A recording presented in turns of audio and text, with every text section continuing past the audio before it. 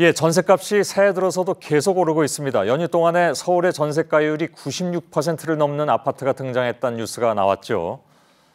그러니까 아파트 값이나 전셋값이나 거의 비슷한 대등한 상황이 됐다 그런 얘기입니다. 우리나라에서 전세가 시작된 것이 언제부터였는지 혹시 아시는지요?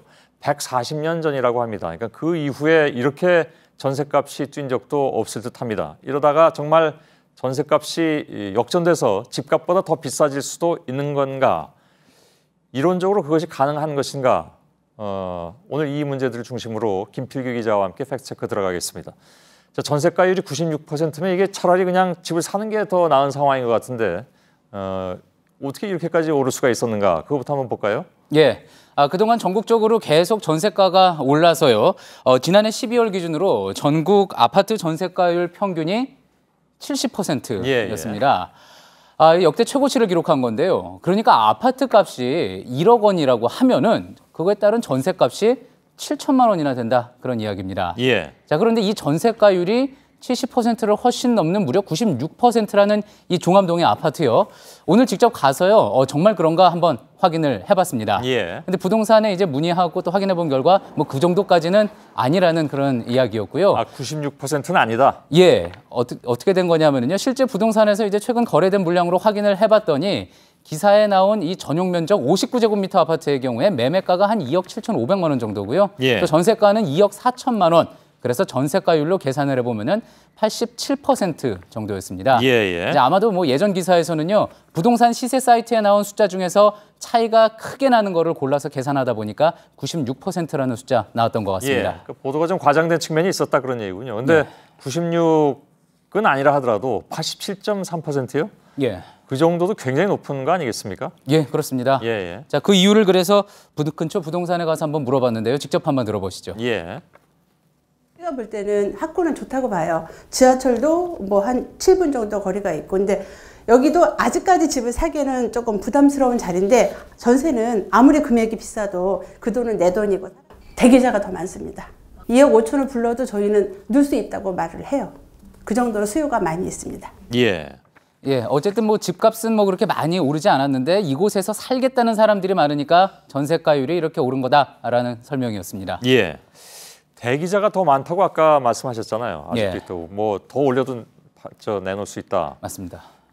그러면 많은 분들이 궁금해하시는 것이 전세값이 집값보다 더 나가는 예. 그런 것이 현실적으로 가능한 것이냐 예.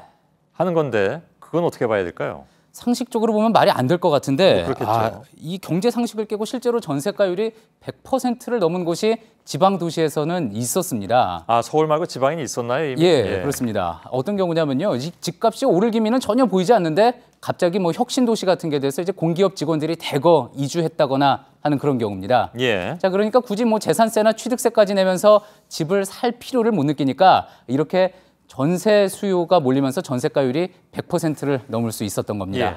그거는 지금 얘기한 건 좀 특별한 경우이기 때문에 예. 통계에 넣어서 얘기하기는 좀 어려울 수도 있겠고요. 근데 서울 같은 경우에 그러니까 조금 아까 왜 소개했던 종암동 그 아파트 있지 않습니까? 예. 그런 경우에도 지금 87.3%라고 했는데 계속 대기자가 몰리고 차라리 사는 게 낫다라는 생각들을 안 하시고 예. 사느니 여러 가지 부대 비용 드니까 예. 나는 전세를 하겠다. 그 돈 나중에 찾을 수 있으니까. 그러면 더 이론적으로는 더 뛸 수도 있는 거 아닌가요? 그래서 과거 이 아파트의 전세가율이 어땠는지도 한번 좀 살펴봤는데요. 예. 종암동이 S아파트의 경우에 2년 전만 해도 전세가율이 68%였던 게 70%를 넘어서 이제 87%까지 된 겁니다. 예. 자, 그러니까 이 추세만 보면은 좀 100%를 넘을 수도 있을 것 같은데요.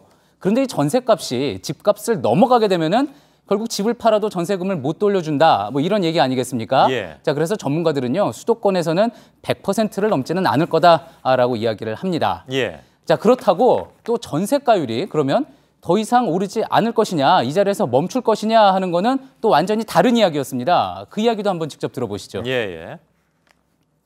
기본적으로 주택 가격이 전혀 오를 가능성이 없다고 본다고 한다면 이게 같아질 수밖에 없어요. 그게 이제 경제학적으로 그렇게 수렴하는 걸로 저들은 이해하고 있거든요. 그게 전혀 이상 현상이 아니고 그러니까 집값이 상승이 제한적이다.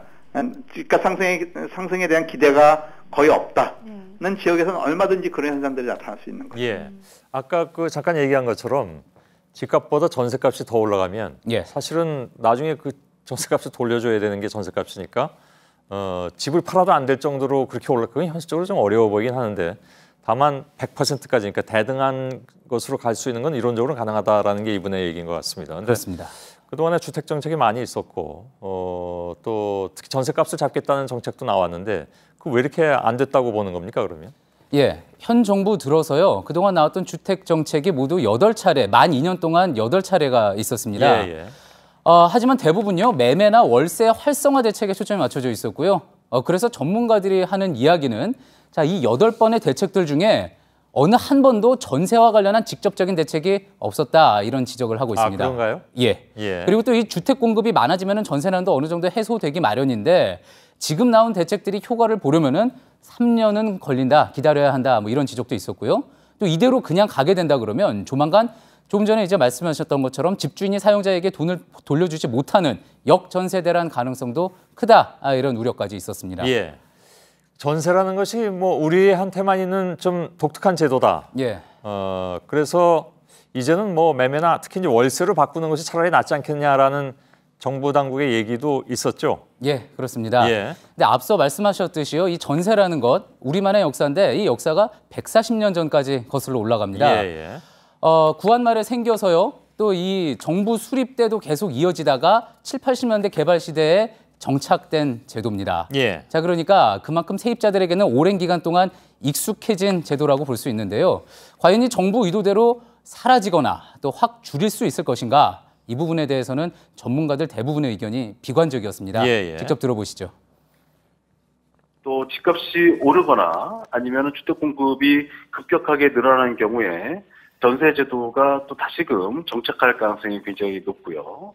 이 전세 제도는 반드시 없어진다라고 볼 수는 없고 그 시기와 상황에 따라서 다시금 전세의 비중이 늘어나거나 줄어들 수 있는 어떤 유연적인 어떤 상황으로 갈 것으로 예상됩니다.